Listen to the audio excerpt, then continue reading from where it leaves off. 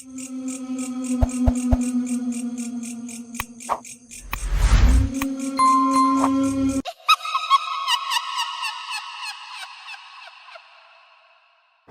Vacations में बबलू अपनी mummy के साथ ट्रेन से नानी के घर जा रहा था। ट्रेन में बबलू बहुत एंजॉय कर रहा था। जैसे ही वो नानी के घर पहुंचा, नानी उसे देखकर बहुत खुश हुई, उसे गले लगा लिया और बोली कि हम बहुत खेलेंगे, बाहर घूमने जाएंगे और रोज रात को मैं तुम्हें अच्छी अच्छी कहानियां सुनाऊंगी। बबलू बहुत खुश होता है और नानी के गले लग जाता है। नानी उसके लिए उसकी पसंदीदा और स्वादिष्ट खाना बनाती है और वो सब लोग डाइनिंग टेबल पर साथ बैठकर खाना खाते हैं। उसके बाद बबलू कुछ देर टीवी देखता है। तब उसकी मम्मी कहती है कि बहुत रात हो गई है तो अब उसे सोना चाहिए। बबलू कहता है नानी ने प्रॉमिस किया है कि वो मुझे कहानी सुनाएगी तो मैं नानी के पास ही सो जाऊंगा। माँ कहती है ठीक है, पर जल्दी सो जाना और नानी को परेशान मत करना। बबलू नानी के कमरे में जाता है और कहता है कि नानी, आपने प्रॉमिस किया है कि रोज मुझे एक कहानी सुनाओगे, प्लीज मुझे कहानी सुनाओ। नानी कहती है ठीक है, किस तरह की कहानी सुनाऊं? बबलू कहता है हॉरर स्टोरी, मुझे बहुत अच्छी लगती है। नानी कहती है ठीक है, आ जाओ, सुनाती हूं एक हॉरर स्टोरी, पर बाद में डरना मत। एक धुंध से ढके छोटे से कस्बे में एक रेलवे स्टेशन है जो अपनी रहस्यमयी कहानियों के लिए जानी जाती है। इस स्टेशन पर रात को चलने वाली लास्ट ट्रेन मिडनाइट ट्रेन के नाम से मशहूर है और कहते हैं कि यह ट्रेन कभी किसी को मंजिल तक नहीं ले जाती। आज की कहानी एक ऐसी ही रात की है। रिया, एक युवा पत्रकार, देर रात तक अपने काम में लगी रहती है। वो अजीबोगरीब गुमशुदगियों पर एक रिपोर्ट बना रही थी और अब वो लास्ट ट्रेन पकड़ने के लिए स्टेशन की तरफ जा रही है। उसकी माँ का फोन आता है।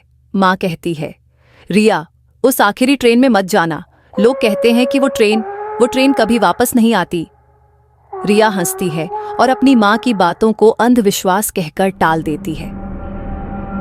रिया ट्रेन में चढ़ती है। अंदर का माहौल और भी अजीब है। सीटें पुरानी और धूल से ढकी हुई, जैसे इन्हें सालों से इस्तेमाल नहीं किया गया। कुछ ही यात्री हैं और सब चुपचाप बिना हिले डुले बैठे हुए हैं। उनके चेहरे अंधेरे में छिपे हुए हैं। रिया एक कोने में बैठ जाती है। बाहर अंधेरा है। ट्रेन की खिड़की से सिर्फ काली रात दिखाई दे रही है। ट्रेन सुरंग में दाखिल होती है और खिड़की से कुछ भी दिखना बंद हो जाता है। तभी उसके कानों में एक अजीब आवाज सुनाई देती है। उसके हेडफोन अचानक बंद हो जाते हैं और उसका फोन वो भी बंद हो चुका है। कोई सिग्नल नहीं है। वो महसूस करती है कि कोई उसे घूर रहा है। वो सामने देखती है। एक आदमी, गहरी आंखों वाला, उसे बिना पलक झपकाए देख रहा है। वो बेचैन हो जाती है, नजरें दूसरी ओर घुमाती है। लेकिन जब वो फिर से देखती है तब और यात्री भी उसे घूरने लगते हैं। एक अजीब ठंडा सा सन्नाटा ट्रेन में छा जाता है। अचानक ट्रेन एक छोटे से वीरान स्टेशन पर रुकती है। दरवाजे खुलते हैं लेकिन कोई बाहर नहीं उतरता। सिर्फ एक औरत चढ़ती है। उसका चेहरा एक घूंघट से ढका हुआ। वो धीरे धीरे चलती है और कोने में जाकर बैठ जाती है। ट्रेन फिर से चलने लगती है, लेकिन अब रिया को एक अजीब डर महसूस होने लगता है। वो अपनी जगह से उठती है और दूसरे डिब्बे की ओर जाने का फैसला करती है। जब वो अगले डिब्बे में पहुंचती है, वो पूरी तरह से खाली होता है। रोशनी टिमटिमा रही है और हवा में एक ठंडक छाई हुई है। वो वापस लौटती है, लेकिन जब अपनी सीट पर पहुंचती है तो कुछ बदल चुका होता है। उस आदमी की सीट जो उसे घूर रहा था अब खाली है। रिया घबरा जाती है। वो जानती है कि ट्रेन कहीं रुकी नहीं थी। फिर वो आदमी कहाँ चला गया?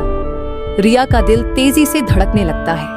वो ट्रेन के कंडक्टर को ढूंढने का फैसला करती है, लेकिन हर डिब्बा खाली है सिवाय उस औरत के जो अब भी बिना हिले डुले बैठी है। ट्रेन एक और वीरान जगह पर रुकती है, लेकिन इस बार बाहर कोई स्टेशन नहीं है, सिर्फ घना कोहरा और काले पेड़ों का एक बंजर जंगल। रिया खिड़की से बाहर देखती है। उसकी रूह कांप जाती है और तभी वो औरत अपनी जगह से उठती है।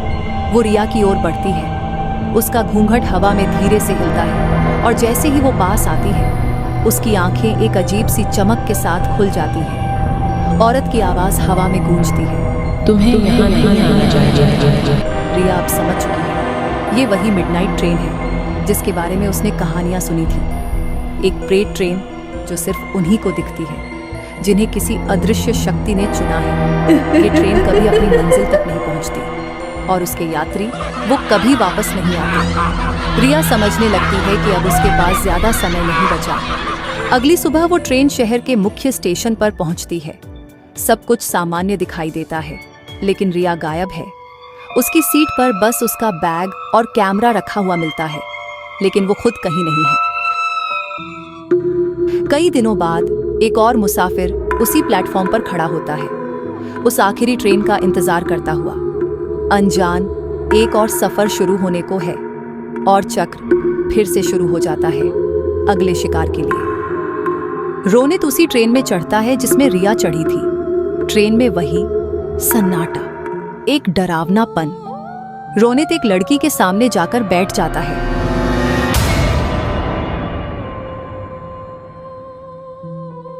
तुम्हें यहाँ नहीं आना चाहिए।